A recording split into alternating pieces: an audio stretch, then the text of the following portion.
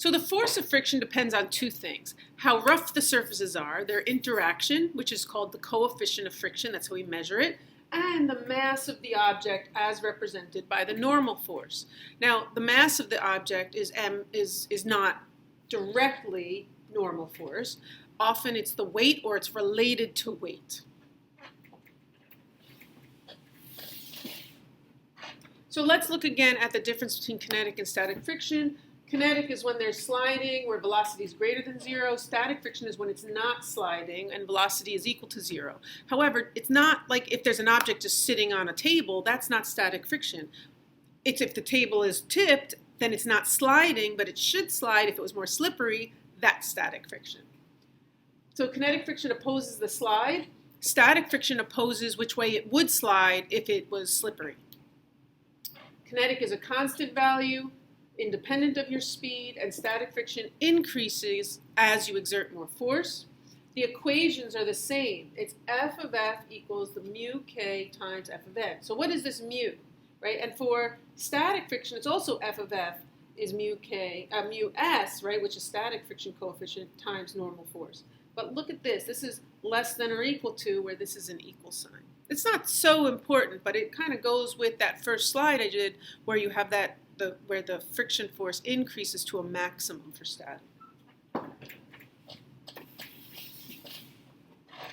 So let's describe the coefficient of friction a little bit more. So the symbol is mu, right? The Greek letter mu. It's like a U with a tail on it.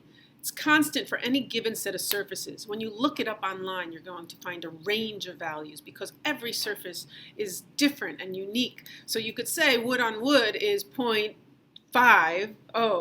but it is only for those two specific pieces of wood. So you get two different pieces. The grains might be different. They may interact in a different way. It might be different types of wood, so it might be different.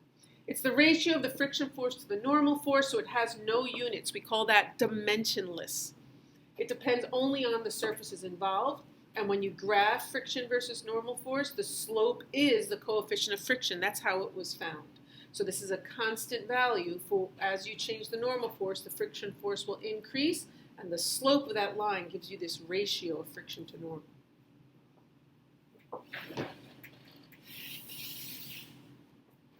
So when you're looking at everyday activities like walking and running, static friction acts on your foot. So if your foot would slide backwards, then friction is holding you forwards. If your foot would slide forwards, then friction is pulling backwards. So those are some important things to be able to predict.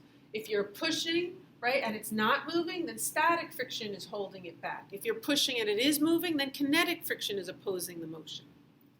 When you have a rolling wheel, we often ignore friction when things are rolling because it's a bit complicated.